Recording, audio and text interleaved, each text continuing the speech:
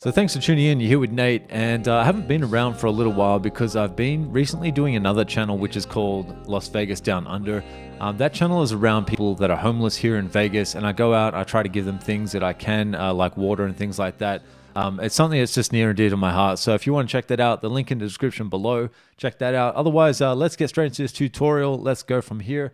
I want to show you guys a song that I've been working on, which is currently in the process. It's almost finished as far as the mix is concerned.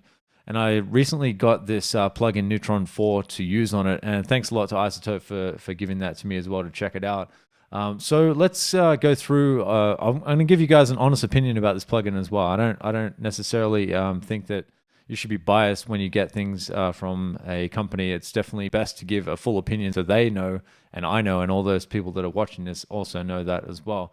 Let's have a listen to this song and see what we can hear and do with this plugin. So let's check this out. I'll chuck the headphones on. Give me one sec. Waiting so long, you know, I've been waiting so long, you know, I've been waiting so long, my life flow is fast, I've been waiting so long for you. Sitting back, writing on this blank piece of paper, writing all about what you take us, filling with the problems that I'm facing. God, you know the feeling, why'd you go and take this? Why'd you take this? Waiting for the moment that you save me. Cause I'm sitting here back with no safety. Save me. Can I let these problems go or will they break me? Can I let these problems go or will they break me? Waiting so long, you know, I've been waiting so long, you know, I've been waiting so long, my life.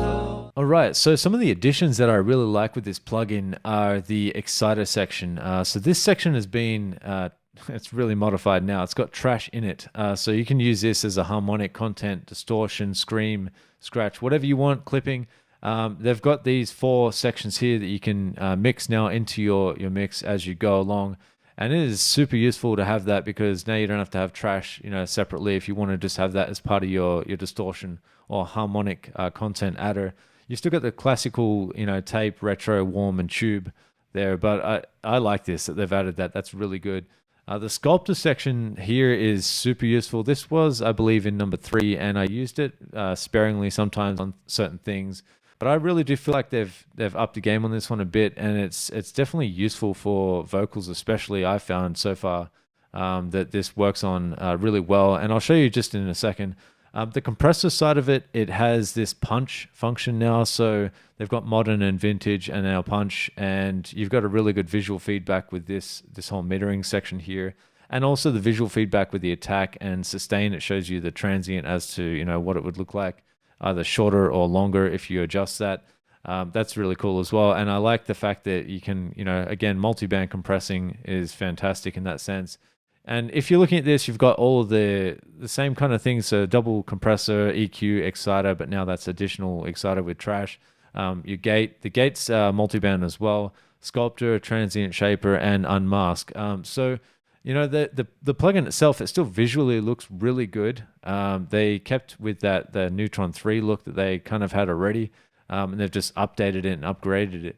So you've still got this section here where if you were going to, you can use the AI detection tool to really work on your mix if you just want to do that for a baseline and then, mess around with it a bit. I haven't, to be honest, used that a whole lot yet, but I will try and check it out to see how it functions on my mix because it's definitely useful to have that sort of stuff if especially you don't know a lot about mixing. You want to just really, use AI to build your foundations and then work from there. That's definitely one benefit there. The other thing that I want to make a note on, and this is kind of what I wish this had with the sculptor and the masking section, is I'm using masking in mid-side mode. So how I did that inside of Studio One was I used a splitter tool and I sent it to mid-side. Now my left channel is my mids and my right channel is my sides. And then I've bounced it back into stereo, so it splits it, puts it back in. And that's using the splitter tool inside of Studio One. And prior to that, I've got the imaging to adjust my 2-track. So, because I'm working with a stereo file here, and I bounced that from a project that I had. But what I did here is I used Neutron 4 in the mid channel, and I used the unmasking section by sidechaining my vocal to the main bus, which was my audio track. And I've used this then to sidechain this section out. So this is, just think of this like a multiband, 32-band multiband compressor. And what it does, it can unmask things for you based on what you send it. So you can adjust the sensitivity, the attack, the release, and how much. And again, you can mix this. So I've mixed it at 50% wet, so it's parallel, but I'm using this at 17% with these settings here. And I'm allowing it to push down some of the stuff with my vocal sits so that it gives me more clarity with the 2-track. And a lot of times people will have a 2-track and they want to, just download it from the internet or wherever they get it from. They won't have access to the stems. I do in this track, but if you didn't, you can do this. Like, this is a really fantastic way of getting, your mid-channel down. So you've got just the right amount of vocal sitting in that mid-channel, and you're not messing with the whole thing. You're not messing with the sides, so you still have that clarity in the sides. Nothing's being really pushed down there. So it gives it more of an authentic and a full sounding feel to the track. And I'll show you what that would look like visually. We'll just unsolo this and unsolo this so you can see it. And we'll just bring this back up. Now, just watch this area here, and you can see my vocal kind of push down certain things in here.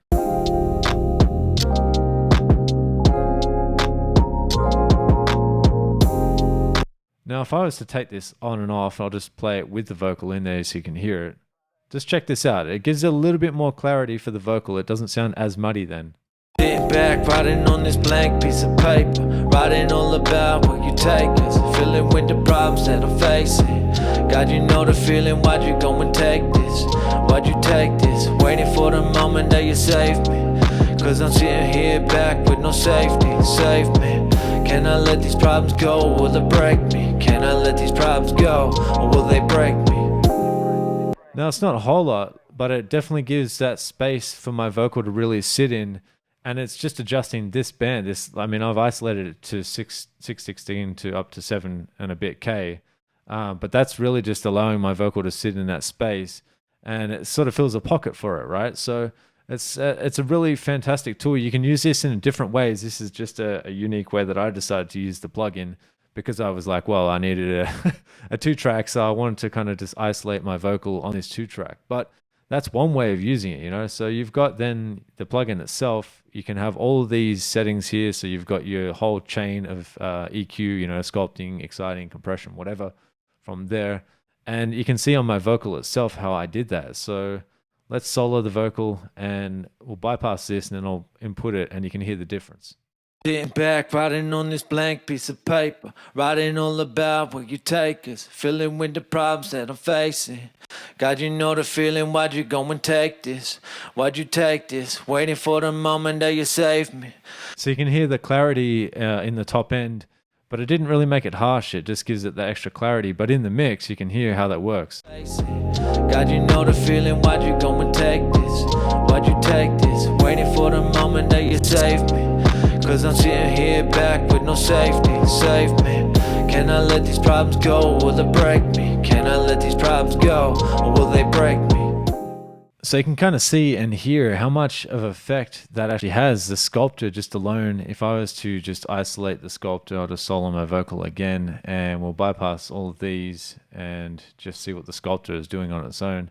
Let's play the vocal. Sitting back, writing on this blank piece of paper, writing all about where you take us, filling with the problems that I'm facing. God, you know the feeling, why'd you go and take this? Why'd you take this? Waiting for the moment that you save me. Cause I'm sitting here back with no safety, save me. Can I let these problems go, or will they break me? Can I let these problems go, or will they break me?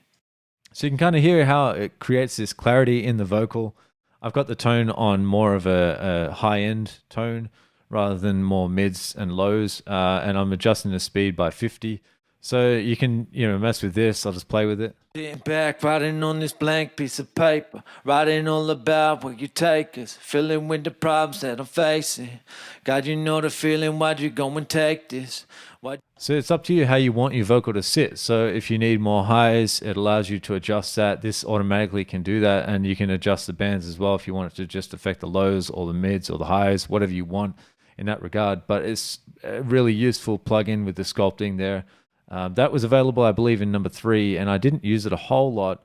But now I think I will actually be using this a fair bit because it definitely allows me to get more clarity in my vocal without having to mess around too much with, EQs and figuring out where the bands should sit and stuff like that. And if you have any questions, let me know in the comments down below. I'm going to try and do more of a tutorial on how I got to this stage on the mix as well. So if that's something of interest to you, let me know in the comments as well. Otherwise, I shall catch you on the next one, and peace out. Waiting so long.